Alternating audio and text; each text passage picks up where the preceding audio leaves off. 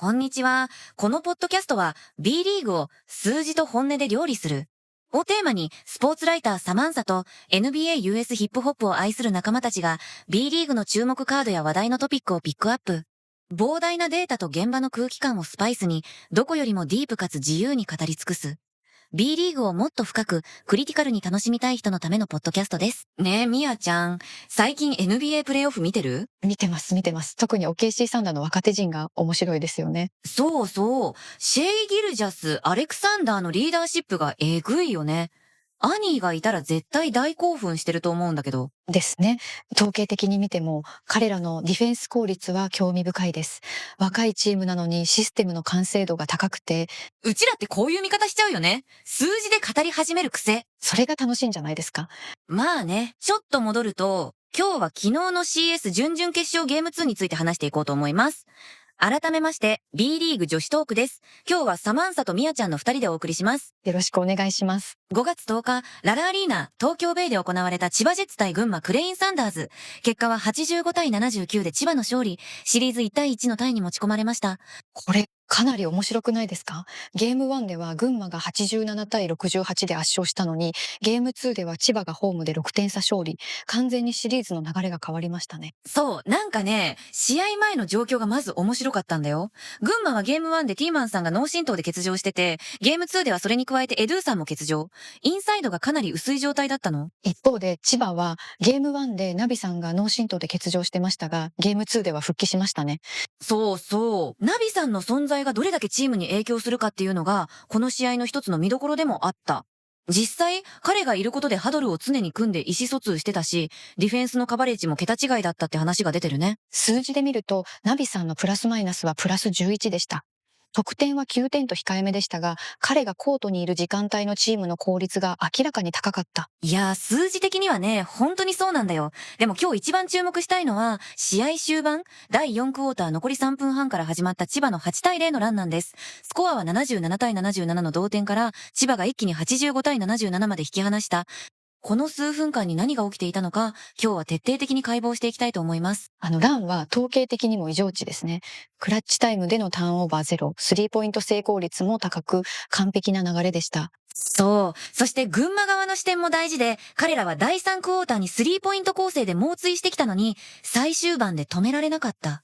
なぜなのか。試合全体で見るとターンオーバーの差が決定的でした。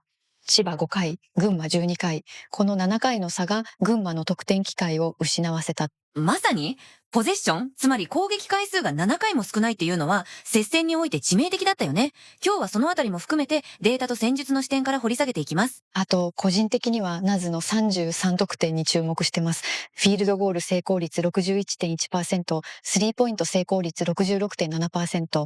これ、ほぼ止められてないんですよね。ナスの話は後でたっぷりするとして、まずは試合全体の流れとスタッツから入っていこうと思います。それでは本編、スタート。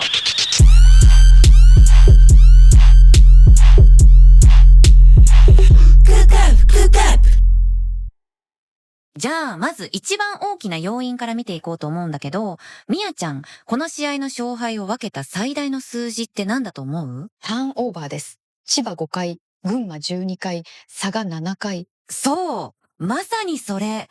この7回の差がどれだけ大きいかっていうのを、ちゃんと掘り下げたいんだよね。単純にボールを失った回数だけじゃなくて、失われた得点機会として見ると、かなり致命的ですよね。そうなんだよ。ターンオーバーって、要するに自分たちの攻撃回数を相手に献上してるってことだから、試合全体で群馬は千葉より7回も攻撃機会を失ってたわけ。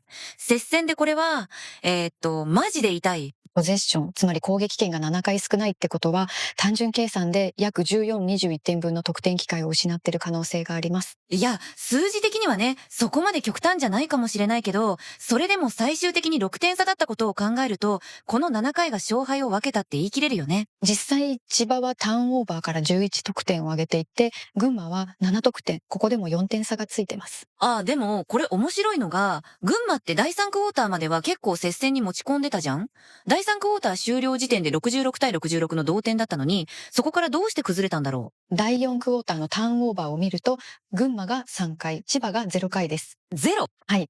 千葉は第4クォーター、特にクラッチタイムで完璧にボールを管理してました。それってさ、群馬がプレッシャーかけてなかったってこと？それともただ千葉が上手かった？両方だと思います。千葉のボールハンドラー、特に富樫さんとナズがボールを持っているとき、群馬は無理にスティールを狙いに行けなかった。なんか、距離を保ってディフェンスしてる感じでした。なるほどね。富樫さんって得点は2点だけだったけど、アシスト6本でチーム最多だし、プラスマイナスがプラス14っていうチームトップの数字出してるんだよね。そうです。彼がコートにいる時間帯、千葉は14点リードしてたってことになります。ちょっと待って、それってつまり、彼がベンチにいる時間帯は逆に点差が縮まってたってこと？正確に言うとそういうことです。彼がいない時間帯の千葉のオフェンス効率は明らかに落ちてました。じゃあさ、試合を決定づけた第4クォーター残り3分半からの8対0のランって、富樫さんの貢献度がめちゃくちゃ高かったってことだよね。数字で見ると、ランで富樫さんは得点もアシストも記録してないんですよね。マジで？それなのにプラスマイナスプラス 14？ はい。スクリーナーとしてディフェンダーをスリーポイントラインから離して、ナズをフリーにしたり、ボール運びを担当してました。自分でも前が空けば積極的に3ポイントを狙って、オフェンスで自分に対する重力を活用してた印象です。なるほど。数字に出ない貢献ってやつだ。これ、バスケットボールの面白いところだよね。得点やアシストに名前が載らなくても、チームの勝利に直結してるっていう。グラビティって概念ですね。彼がコートにいるだけで、相手のディフェンスが崩れる。そうそうそう。で、ちょっと戻ると、群馬のターンオーバー12回っていうのが、具体的にどういう場面で起きてたのか気になるんだけど、内訳を見ると、パスミスが7回、ドリブルミスが3回、オフェンスファウルが2回です。パスミスが一番多いんだ。これって、千葉のディフェンスプレッシャーが効いてたってこと？それもありますが、群馬側の問題としては、主力インサイド陣のティーマンさんとエドゥさんが欠場してたことが大きいと思います。インサイドへのパスコースが限られてて、読まれやすくなってた。そっか。ブラックシアーさん一人でインサイドを支えてたから、千葉としてはそこにボールが行くのを待ち構えてたわけね。はい。実際、ブラックシアーさんへのパスを狙ったところでカットされたシーンが何回かありました。ブラックシアーさんって、貢献度指数45で21得点15リバウンドっていう化け物級のスタッツ出してるのに、それでも止められなかったのは、やっぱり周りのサポートが足りなかったってことかな？そうですね。彼一人に負担が集中しすぎてました。そういえば、リバウンドの話が出たけど、千葉と群馬、リバウンド総数はほぼ互角だったじゃん？千葉34、群馬33。そうですね。ほぼ互角です。でも、この試合の勝敗を分けたのは、リバウンドの質だったと思うんですよね。というと？千葉はオフェンスリバウンドが11本、群馬は9本。数字だけ見ると大差ないんですけど、セカンドチャンスポイントは千葉16点、群馬10点。つまり千葉の方がオフェンスリバウンドからの得点効率が高かった。確かに。特に最終盤の8対0のランの時、千葉って決定的なセカンドチャンスポイントをものにしてたよね。そうなんです。ランの中で、ホグタンがゴール下に切り込んでポロリしたボールをプットバックで決めてました。正直、戦略というよりたまたまそこにいた要素が大きいとは思いますが、でもゲーム1では散々リバウンド取れなかったのに、今日は割と取れてた印象だけどな。それはそうですね。ただ、戦略的にリバウンドに関して何かやってる感じはなかったです。たまたまロールした選手がそこにいただけというか、なんか、そう言われると身も蓋もないけど。でもまあ、バスケって運の要素も大事だもんね。はい。でも、ナズの得点に関しては、運ではなく完全に実力です。そうそうそう、ナズの話をしようよ。33得点、フィールドゴール成功率 61.1%、スリーポイント成功率 66.7%。これ、エグすぎるでしょ。えぐいですね。これ、かなり面白くない？彼がどこからどうやって得点してたかを見ると、群馬のディフェンス戦略の弱点が見えてくるんです。ショットチャートの話？そうです。ショットチャート見ながら話したいんですけど、まず、ナズの得意なエリアって、ウイングとトップからのスリーポイントなんですよね。実際、この試合でもスリーポイントシュート9本中6本成功してて、特にウイングからのシュートが決まってました。群馬のディフェンスローテーションの隙を正確についてた感じ？まさにそうです。特に第3クォーター後半から第4クォーターにかけて、ナズがトップやウイングでボールを持つと、群馬のディフェンダーが一瞬遅れてクローズアウトに来るシーンが何回もありました。第3クォーターの残り4分半くらいのシーン、ナズがウイングからスリーポイント決めてたよね。あれ完全にフリーだった。そうですね。あのシーンはは千葉が速攻からの流れで、ナズがウィングに流れてボールをもらった形でした。群馬のディフェンスは戻りきれてなくて、フリーに近い状態でシュートを打たせてしまった。ちょっと待って、あの時間帯って、群馬は第3クォーターにスリーポイント構成で猛追してきてたじゃん。なのに、なんで最終盤で千葉のスリーポイントを止められなかったの？それが面白いところで、群馬は攻撃に集中しすぎて、ディフェンストランジションが甘くなってたんです。攻めてる時は良いんですけど、守りに戻る時の意識が少し落ちてた。なるほどね。攻撃は最大の防御じゃなくて、攻撃が守備を犠牲にしてたと。はい。あと、千葉の富樫さんのスクリーンプレーが効いてました。富樫さんがスクリーナーとしてスリーポイントラインから離れてディフェンダーを引っ張って、ナズをフリーにするプレーが何回もあった。あ、でも富樫さんって、8対0のランで、スタッツ上は得点にもアシストにも絡んでないんだよね。そうなんです。でも彼はスクリーナーとしてディフェンダーを動かしたり、ボール運びを担当してました。自分でも前が開けば積極的に3ポイントを狙ってたし、オフェンスで自分に対する重力を活用してた印象です。いや、数字的にはね、そういうプレーって見えないけど、実際には超重要だよね。チーム最多6アシストって数字も、そういう見えない貢献があってこそだと思う。まさにその通りです。富樫さんのグラビティで味方がフリーになる。それがチームを勝たせる要素なんですよね。そういえば、ナズの得点って、インサイドからも結構取ってたよね。スリーポイントだけじゃなくて。はい。ペイントエリアでも7得点してます。特に第3クォーターの残り3分半くらい、ゴール下に切り込んでポロリしたボールをプットバックで決めたシーンが印象的でした。あれホグタンもそうだったけど、千葉のオフェンスリバウンドからのセカンドチャンスが本当に効いてたよね。そうですね。ナズはアウトサイドだけじゃなく、インサイドでも存在感を示してた。これが再現性が高いオフェンスだったと思います。再現性が高いって、つまりどういうこと？彼のプレーはたまたま調子が良かったわけじゃなくて、システマティックに得点を量産してたってことです。ウィングやトップでフリーになるパターンが確立されてて、群馬がそれを止められなかった。なるほどね。じゃあ、群馬側としては、なんでナズを止められなかったのかっていうのが次の疑問なんだけど。それは群馬のローテーションの問題だと思います。特にインサイドにブラックシアさんしかいなかったから、インサイドを守ることに意識が集中しすぎて、アウトサイドのケアが甘くなってた。インサイドを守らなきゃいけないから、必然的にアウトサイドが手薄になるっていう。そうです。しかも千葉はボールをよく回してたので、群馬のディフェンダーが追いつく前にシュートを打たれるシーンが多かった。それで言うと、群馬のブラックシアーさんも貢献度指数45で20得点15リバウンドっていう化け物級のスタッツ出してたのに、チームとしては負けちゃったわけじゃん。それはインサイドの支配力っていう意味では、ブラックシェアさんは完璧だったんですよ。オフェンスリバウンド5本って主力インサイド不在の中でこれだけ取るのは異常値です。オフェンスリバウンド5本って、具体的にどういうインパクトなの？セカンドチャンスポイントに直結するんですよね。群馬は試合全体でセカンドチャンスポイント10点取ってますけど、その半分はブラックシェアさんのオフェンスリバウンドから生まれてると言っていい。なるほどね。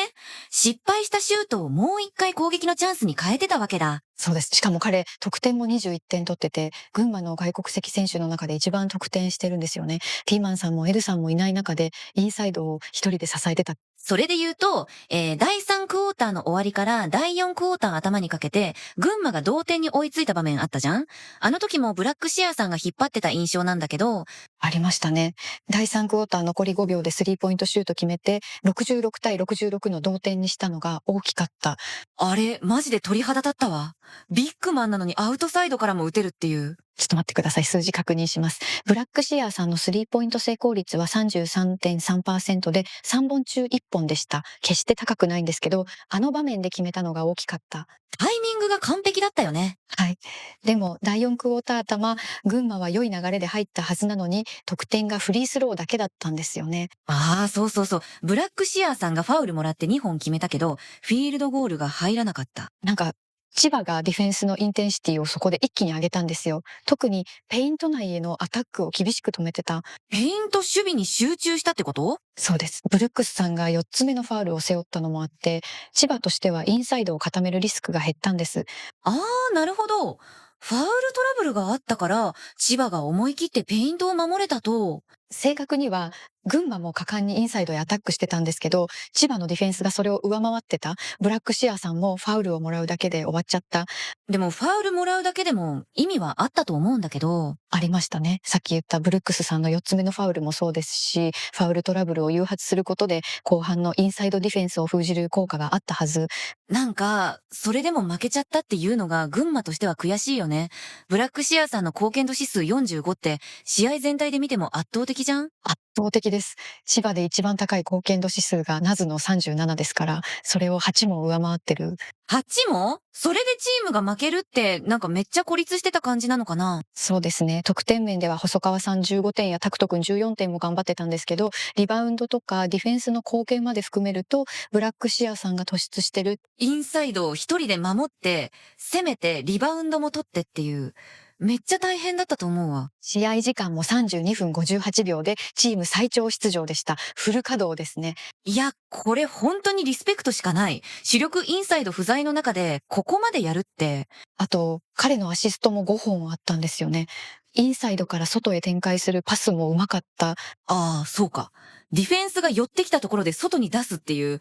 そうです。トリプルダブルには届きませんでしたけど、オールラウンドな活躍でした。それで言うと、千葉側もホグタンが貢献度指数27で頑張ってたけど、ブラックシアーさんと比べるとやっぱり数字の重みが違うんだよね。ホグタンは22得点7リバウンドで、数字自体は立派なんですけど、貢献度指数の差は貢献度の幅の違いですね。ブラックシアーさんはリバウンドが15本と、ホグタンの倍以上ある。そっか。オフェンスリバウンド5本っていう数字が、やっぱりエグいんだわ。セカンドチャンスを生み出す力っていうのが、群馬の粘りを支えてったんですよね。うんうん。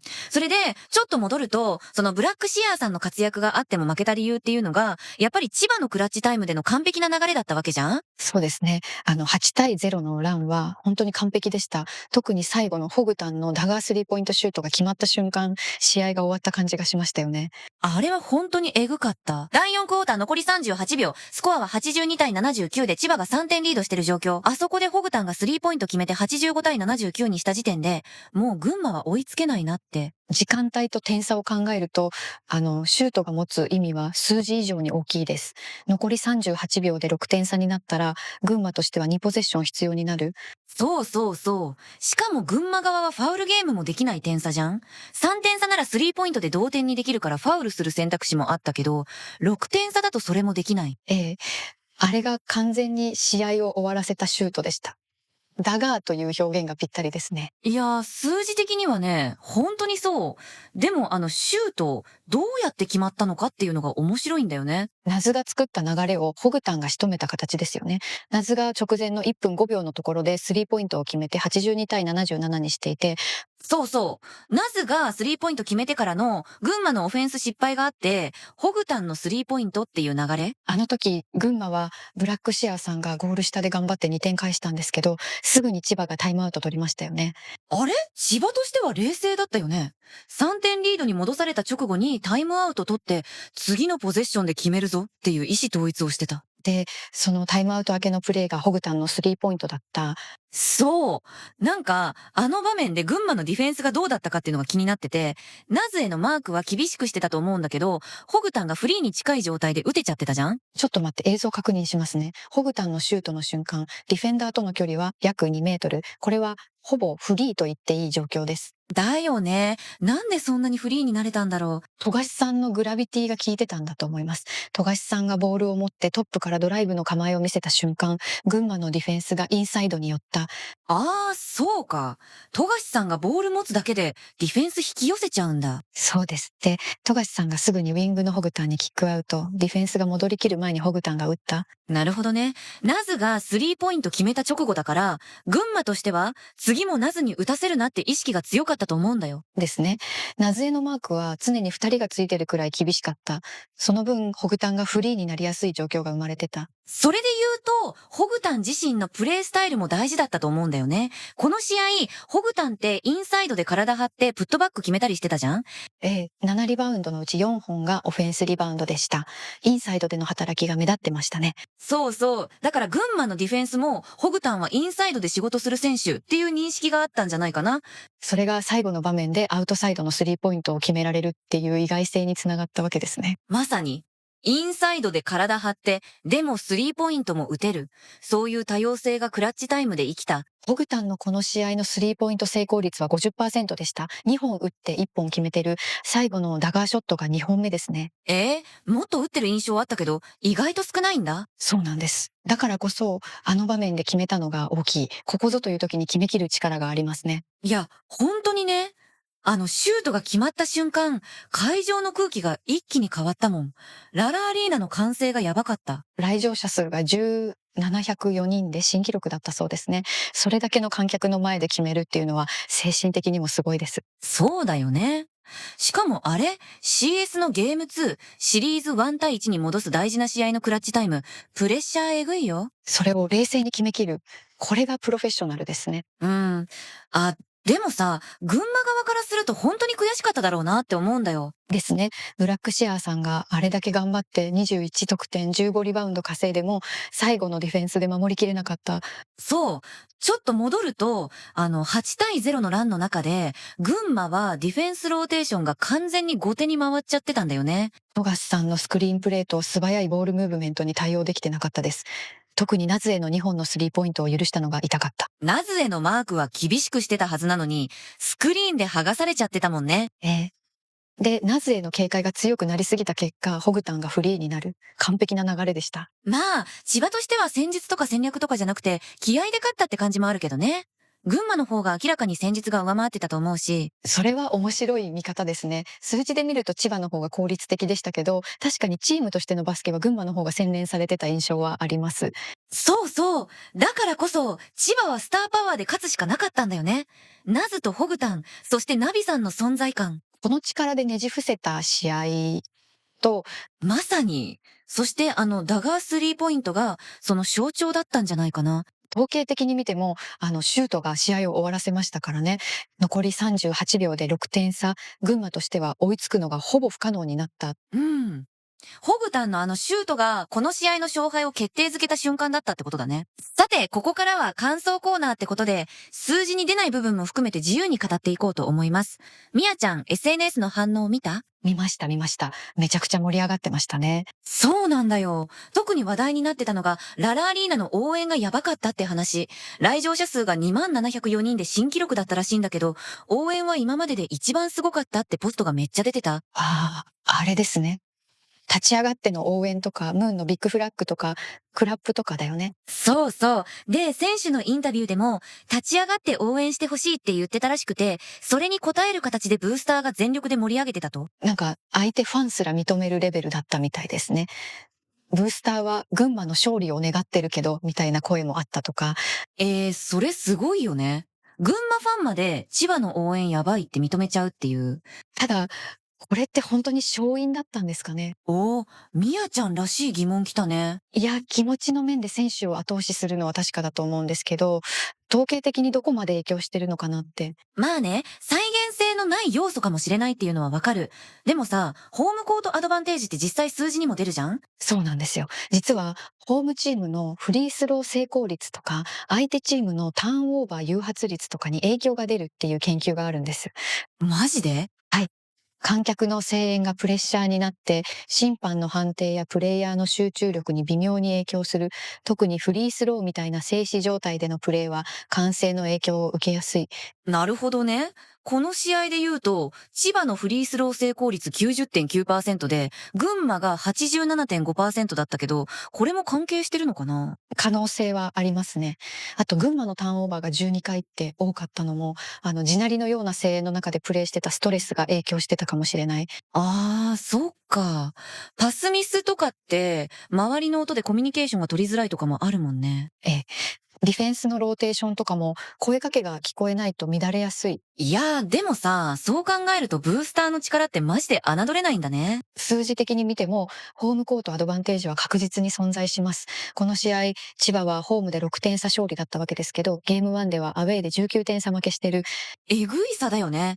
ゲーム1では87対68で完敗だったのに、ホームに戻ってきたら85対79で勝つっていう。この振れ幅の大きさは、ホームとアウェーの環境の違いが大きいと思います。そういえば、SNS でゲーム1では若干声援が小さいかなと思ったけど、ゲーム2では地鳴りのような声援だったってポストも見たんだよね。はあ、それ面白いですね。ゲーム1の反省があったから、ゲーム2ではより熱量が上がったと。そうそう。で、ゲーム3は平日だけど、またこの声援が必要っていう呼びかけもあって、ファンが自分たちの役割を自覚してるっていうか、ブースター自身が勝利の一部だっていう意識を持ってるんですね。まさに。あ、でもさ、千葉の選手たちも、声援にどれだけ助けられたかっていう話してたんだよね。ナビさんが復帰したことで、ハドルを常に組んで意思疎通してたって話もありましたよね。そうそう。お互いを鼓舞し合ってたし、ディフェンスのカバレッジも桁違いだったって。ブースターの声援とチーム内のコミュニケーションが両方機能してたんだと思う。相乗効果ですね。外からの応援と内からの結束。うん。なんか、これってバスケの魅力の一つだよね。選手だけじゃなくて、ファンも含めたチーム全体で勝ちに行くっていう。統計的に見ても、ブースターの力は確実に存在するってことですね。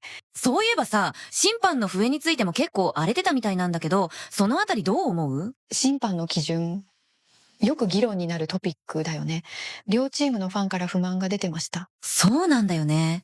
X 見てても群馬への笛は CS の強度で甘いのに、千葉への笛は軽いコンタクトでも吹かれるみたいな声が結構あって、逆に群馬ファンからは群馬は厳しく吹かれるのに千葉は軽いって声もありました。両方から不満が出てるってことは、どちらにも納得いかない場面があったんでしょうね。うん。で、感情論で審判ひどいっていうのは簡単なんだけど、冷静に考えたいのはどのプレーが議論を呼んだのかっていう部分なんだよね。具体的に上がってたのは、第3クォーター辻さんの3の時の原ちゃんのコウ君へのファウルですね。意味わからんって声が多かった。あれ確かに微妙なプレーだったよね。原ちゃんがスクリーンかけてて、コウ君と接触したやつ。これって、CS っていう試合の強度をどう考えるかっていう話でもあると思うんだよ。フィジカリティの基準ということですね。そうそうそう。レギュラーシーズンだったら吹かれるようなコンタクトでも CS では許される場面があるじゃん。その線引きが今回曖昧だったのかなって。ただ、一貫性がなかったのは問題だと思います。同じようなプレーで吹かれる時と吹かれない時があって、それは確かに、選手もファンも基準がわからないってなるよね。特にムービングスクリーンについては、群馬側で吹かれないシーンが目立ってたって声が複数上がってました。いつになったら吹くんだよって。ちょっと待って。でもそれって千葉ファン目線の話じゃない？群馬ファンからしたら逆の感覚があったかもしれないし。そうですね。両方から不満が出てるってことは、どちらも相手だけ優遇されてるって感じてたんでしょなんか、審判って本当に大変な仕事だなって思うわ。どっちかのファンからは絶対文句言われるもん。CS の強度で試合を進めようとすると、笛の基準がどうしても曖昧になりますからね。再現性がないというか。再現性がない。みやちゃんらしい表現だわ。でも実際そうじゃないですか。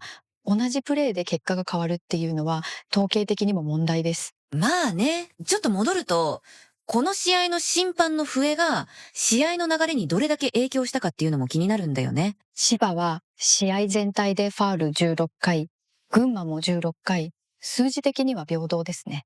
同じ数なんだ。じゃあファウルの数自体は問題じゃなかったのか。問題はどのタイミングで吹かれたかだと思います。クラッチタイムでのファウルコールは試合の流れを大きく変えますから、そうか。例えば第4クォーターの最後の方で、もし群馬側にファウルが多く吹かれてたら、千葉のフリースローで点差が開きやすくなるし、実際第4クォーターのファウル数を見ると、千葉4回、群馬2回でした。千葉の方が多いんだ。じゃあクラッチタイムでは群馬の方が有利だったってこと？単純にそうとも言えません。千葉はフリースロー成功率 90.9% と高確率だったので、ファウルされても確実に得点してました。なるほどね。フリースローが入るから、ファウルゲームを仕掛けられても問題なかったと。そうです。逆に群馬はフリースロー成功率 87.5%。悪くはないんですけど、千葉よりは低い。まあ、数パーセントの差だけどね。でも、クラッチタイムだと、その数パーセントが大きいのかも。あと、審判の笛で一番議論になったのは、やっぱりムービングスクリーンの基準だったと思います。ムービングスクリーンって、見てる側からすると判定難しいんだよね。微妙な動きでファウルになったりならなかったりするし。審判の立ち位置によっても見え方が変わりますからね。客観的な判断が難しいプレーです。そういえばさ、今回の審判って誰だったの？うるまさん、有沢さん、高野さんの3人でした。そっか。まあ、誰がやってても文句のない試合はないし、試合中に審判と戦うのが一番良くない。笛の是非はコートの外でやるのがいいと個人的には思う。ただ、一つ言えるのは、千葉も群馬も審判と戦わず、最後まで相手と戦い抜いたってことです。うん。それは本当にそう。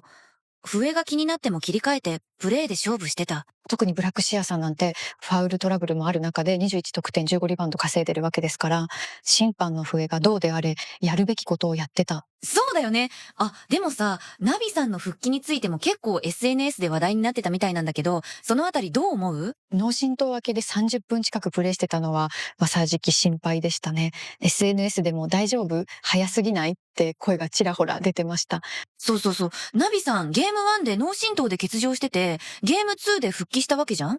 30 分38秒も出てたの見て、私も、大丈夫なのって思っちゃった。メディカルな判断は尊重するべきですけど、ファンとしては心配になりますよね。うん。でもね、試合見てると、ナビさんがいることでチームが明らかに違ってたんだよ。ハドルを常に組んで意思疎通してたし、ディフェンスのカバレッジも桁違いだったって話が出てるし、プラスマイナスプラス11でしたからね。彼がコートにいる時間帯、千葉は11点リードしてた計算になります。いや、数字的にはね、完全に勝利に貢献してるんだよ。得点は9点で控えめだったけど、3P2 本決めたし、リバウンドも4本取ってた。ディフェンスでの存在感が大きかったと思います。彼がいることで、チーム全体のカバレッジがゲーム1より上がっているように見えました。そうなんだよね。だからこそ、チームとしては、ナビさんに出てもらわないと勝てないっていう判断だったと思うんだけど、ファン目線だと、無理させすぎて悪化したらどうすんだってヒヤヒヤが止まらない？試合中倒れるシーンもありましたしね。あの時は本当に心配でした。ねえ、あれ見てたファン、みんな息止まってたと思うわ。また頭打ってないかって。ただ、チーム戦略の視点から考えると、プレータイムとパフォーマンスの相関っていうのも大事なんですよね。というと？ナビさんのようなベテランは30分前後のプレータイムでパフォーマンスが最適化される傾向があります。短すぎるとリズムに乗れないし、長すぎると疲労が影響する。なるほど。30分っていうのは彼にとってちょうどいい時間だったのかもね。そうです。実際30分38秒出て得点効率も悪くなかったですし、フィールドゴール成功率 33.3% は低めですけど、スリーポイントは 50% で決めてる。3P2 本とも決めたんだっけ？いえ、4本中2本です。でも確率としては高い。しかもそのうち1本は第2クォーターの残り5分半くらい、コーナーからの決定的なスリーポイントでした。あれね。スリーポイント入って流れが千葉に来た感じあったよね。はい。シュートで千葉が38対27と11点リードに広げました。そういうここぞっていう場面で決めきる力があるから、チームとしても彼に頼りたくなるんだろうけど、でも怪我明けですからね。リスクマネジメントの観点では難しい判断だったと思います。そうなんだよ。SNS でも無理させすぎっていう声と、彼がいないと勝てないっていう声が両方あって、ファンとしても複雑な気持ちだったんだろうなって。ちょっと待ってください。試合のデータ見返すと、ナミさんが出てた時間帯、千葉のターンオーバーが明らかに少ないんですよね。あ、本当？はい。彼がコートにいる時間帯、千葉のターンオーバーは2回だけ。彼がベンチにいる時間帯は3回。そんなに違うの？比率で考えたらかなり差があるじゃん。そうです。彼のボールハンドリングとコート上でのコミュニケーションがチームの安定に直結してた証拠です。なるほどね。だからこそチームとしては出してあげたいじゃなくて出さないと勝てないっていう判断だったんだ。戦力的にはそういうことです。ただ、健康面を考えると、ファンが心配するのも当然ですよね。うん。私もね、試合見ててすごくいいプレーしてるなって思う反面、大丈夫かなってずっと思ってた。次のゲーム3、彼がどれだけ出場するかも注目ですね。連戦ですから、疲労も考慮しないといけない。そうだよね。CS って、ここから先どんどん試合詰まってくるじゃん？勝ち進めば勝ち進むほど体力的にきつくなる。はい。だからこそ、怪我明けの選手をどう起用するかは、チームの長期的な戦略に関わってきます。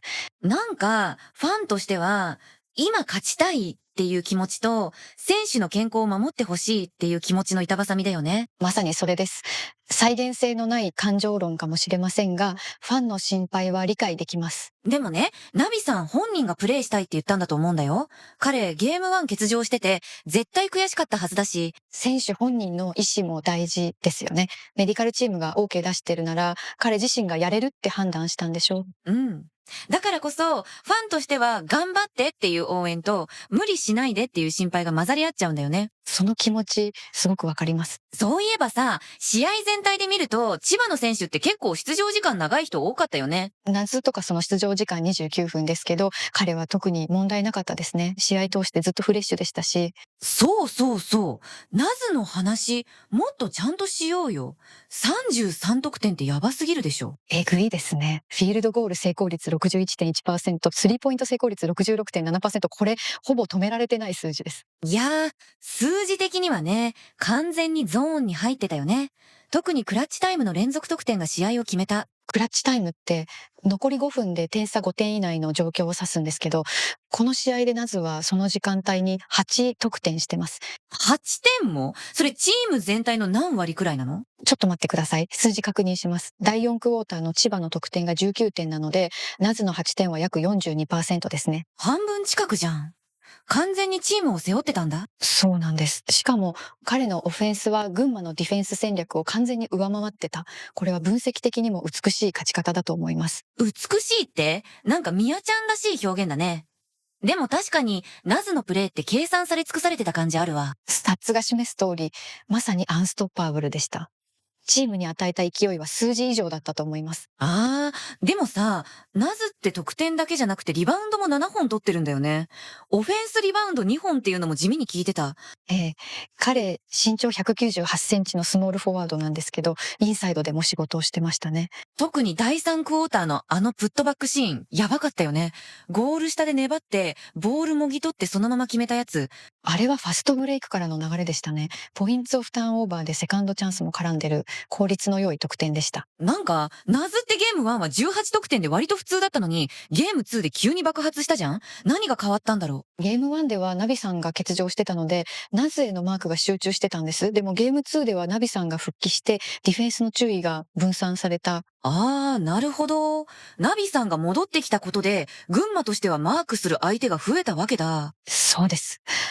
それに加えて、富樫さんのグラビティも効いてた。富樫さんがコートにいるだけで、相手のディフェンスが崩れるんですよね。富樫さんの話、さっきも出たけど、本当にグラビティの人だよね。彼がいるとオフェンスが円滑に回る。まさに、富樫さんが自らスクリーンをかけて謎をフリーにしたシーンとか、胸がいっぱいになったファンが多かったんじゃないですか。いやー、あれは本当にグッときたわ。ベテランが若手エースのためにスクリーン仕掛けるっていう。謎の得点は目立ちますけど、その裏には富樫さんやナビさんの見えない貢献があったチームバスケの象徴ですね。そうだよね。ナズのシュートチャートの話、もうちょっと詳しくしたいんだけど、はい。彼の得意なエリアは、ウィングとトップからのスリーポイントなんですけど、この試合では特にウィングからのシュートが決まってました。ウィングからのスリーポイントって具体的にどのシーンが印象的だった？第4クォーター残り3分27秒のシーンが象徴的でした。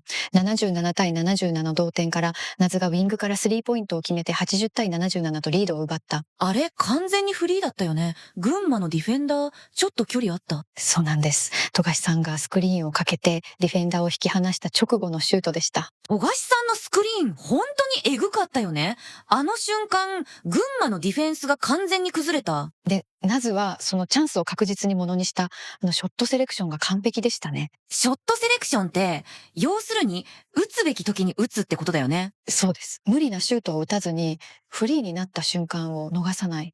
彼のバスケ IQ の高さが現れてます。なるほどね。それで言うと、ナズってドライブも上手いじゃん？インサイドでも得点してたし。ペイントエリアで7得点してますね。スリーポイントだけじゃなく、インサイドでも存在感を示してた。多様性があるっていうのが止めにくい理由なんだろうね。アウトサイドから打つかと思いきやドライブしたり。そうですね。群馬のディフェンスとしては、スリーポイントを警戒してクローズアウトに行くと、ドライブで抜かれる。逆にドライブを警戒すると、スリーポイントを決められる。完全にジレンマだわ。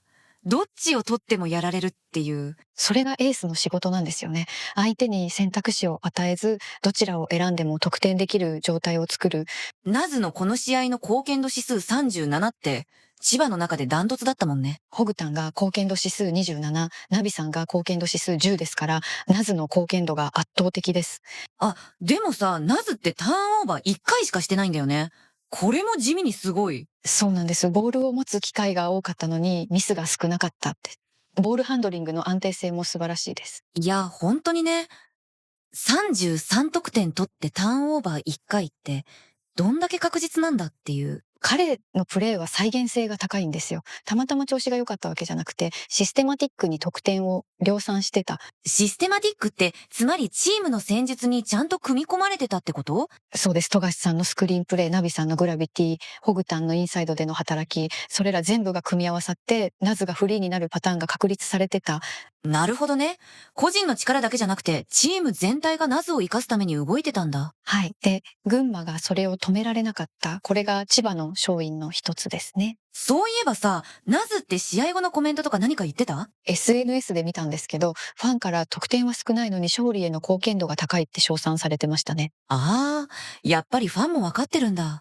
数字に現れない貢献っていうのを。静かなる支配者って呼ばれてました。なんか、すごくしっくりくる表現ですよね。めっちゃしっくりくる。最近の富樫さんって自分が点を取らなくても活躍するっていうのが板についてきた感じがする。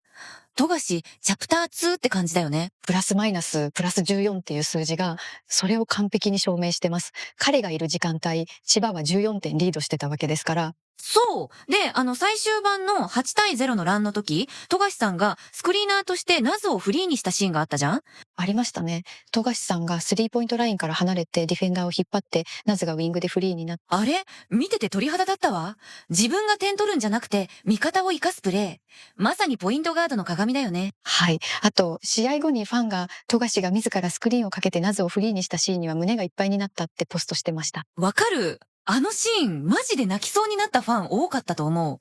本来スコアラーで、しかも小柄なが体張ってる姿ってなんかグッとくるもん。チームを勝たせる選手ってこういうことですって、ファンのコメントにありました。そうそうそう、まさにそれ。富樫さんって自分が目立つことより、チームが勝つことを優先してるんだよね。プレースタイルそのものが、その哲学を体現してます。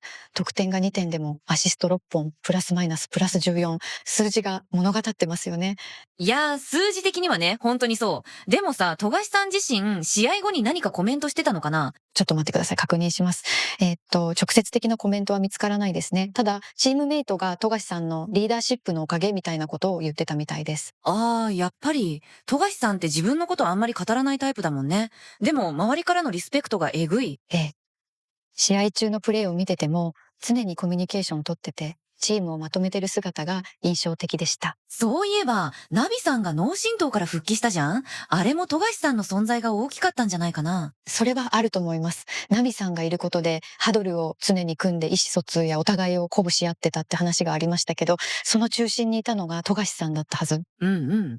ナビさんと富樫さんって千葉の両輪だもんね。二人がいることでチーム全体が安定する。数字で見ても、二人が同時出場してる時間帯の千葉の効率が一番高かったです。ああ、でもさ、富樫さんのシュート成功率ってこの試合どうだったの？2点しか取ってないってことはあんまり入ってなかった？1本しか決めてないですね。6本打って1本、成功率 16.7% です。スリーポイントに至っては0本。それは珍しいかも。富樫さんって普段もっと決めるイメージあるけど。そうですね。でも面白いのは、シュートが入ってないのにプラスマイナスがプラス14っていう事実です。これって彼のグラビティで味方がフリーになってる証拠なんですよ。グラビティ、また出た。でも本当にそうだよね。富樫さんがボール持ってるだけで、ディフェンスが反応せざるを得ない。はい。で、その隙に他の選手がフリーになる。チーム全体の得点効率が上がる。なるほどね。じゃあ、富樫さんとしては、自分がシュート打たなくても、アシストとグラビティでチームに貢献できてるから問題ないってことか。まさにその通りです。ポイントガードの役割を完璧に果たしてますね。いや、本当にリスペクトしかないわ。こういう選手がいるから千葉は強いんだよね。ナズやホグタンのような得点力のある選手も大事ですけど、富樫さんのような潤滑油がいないとチームとして機能しない。そうそう。ちょっと戻ると、クラッチタイムの8対0のランって、富樫さんの貢献度がめちゃくちゃ高かったんだよね。はい。スタッツ上は何も記録してないのに、実際にはランの起点になってた。それな。これぞ静かなる支配者って感じだわ。さて、そろそろまとめに入ろうかなと思うんだけど、みやちゃん、今日の試合を一言で表すならなんて言う？個の爆発力とチームの規律ですかね。紙一重の差が勝敗を分けた、これぞチャンピオンシップという熱戦でした。うん、めっちゃしっくりくる。千葉はナズとホグタンのスターパワーで押し切ったけど、群馬もブラックシアーさんを中心に粘り強く戦ったもんね。はい。数字は千葉の勝利を裏付けましたが、群馬の粘りも本当に素晴らしかった。主力6インサイド不在であそこまで戦えるのはチームとしての完成度の高さだと思います。そうだよね。ターンオーバー差が7回っていう基礎的な部分で差がついたけど、それでも最後まで接戦に持ち込んだのは、群馬のバスケの質の高さを証明してると思う。両エースのパフォーマンスは統計的にも異常値でした。ナズの33得点、ブラックシアーさんの21得点、15リバウンド。でも最後はターンオーバーという基礎で差がついたのが興味深い。バスケは確率とミスのスポーツだって改めて再認識したよね。どれだけエースが頑張っても基本的なミスが積み重なると勝てない。そうなんです。この試合、分析してて本当に面白かったです。数字の裏にある戦術や選手の判断、チームの哲学が見えてきて、いや、数字的にはね、本当にそう。でもさ、感情的な部分も含めて、めちゃくちゃ良い試合だったよね。ララアリーナの声援とか、選手たちの熱量とか。ブースターの力が数字にも現れてましたし、選手たちの笑顔やコミュニケーションも印象的でした。そうそう。タクト君やトレイ・ジョーンズさんの笑顔とか、富樫さんのリーダーシップとか、数字には出ない部分が本当に良かった。あと、ナビさんの復帰も大きかったですね。彼がいることで、チーム全体のディフェンスカバレッジが桁違いに良くなった。うん。ちょっと戻ると、ゲーム3がもう明日なわけじゃん？平日だけど、またあの声援が必要だって声が SNS でも多かったよね。はい。シリーズ1対1のタイで、運命のゲーム3、果たしてどちらがセミファイナルに進むのか、本当に楽しみです。そうだよね。千葉としてはホームの勢いを持続できるか、群馬としては主力復帰なしでどこまで戦えるか。戦術的にも面白くなりそうです。千葉がスターパワーで押すのか、群馬がチームバスケで対抗するのか。なんか、私たちって本当に分析好きだよね。アニーだったら、もっと感情的に語ろうよって言われそう。それはそうですね。でも、データと感情の両方があるから面白いんじゃないですか？まあね、今回の分析、皆さんはどう思いましたか？特にターンオーバー差が勝因っていう視点とか、富樫さんのグラビティの話とか、ナズのショットチャートの分析とか、あと、ブラックシアーさんの孤軍奮闘ぶりも語りがいがありました。貢献度指数45って本当に異常値ですから。そうだよね。あ、でもさ、審判の笛の話とか、ナビさんの起用についてとか、議論になりそうなトピックもあったけど、冷静に数字で見ることで新しい視点が見えたんじゃないかな。もう感情論だけじゃなくてデータで裏付けることでより深く試合を理解できたと思います。うん。来週もこの熱戦をデータとともに追いかけていきたいと思います。ぜひコメントであなたの意見も聞かせてください。どのシーンが一番印象的だったか、どの選手のプレーに心を動かされたか、教えてもらえると嬉しいです。あとゲーム3の予想とかも書いてもらえると面白いですね。千葉が勝つと思うか、群馬が勝つと思うか。そうだね。私たちも次回、皆さんのコメントを読みながら、ゲーム3の振り返りをしたいと思います。楽しみにしてます。それじゃあ最後に、チャンネル登録といいねボタンもぜひお願いします。次回もこんな感じで、熱く、でも冷静に B リーグの試合を分析していきますので、クックアップポッドキャスト、次回もお楽しみに。それでは皆さん、また次回、どこまでもついていくぞ、B リーグ。ではまた。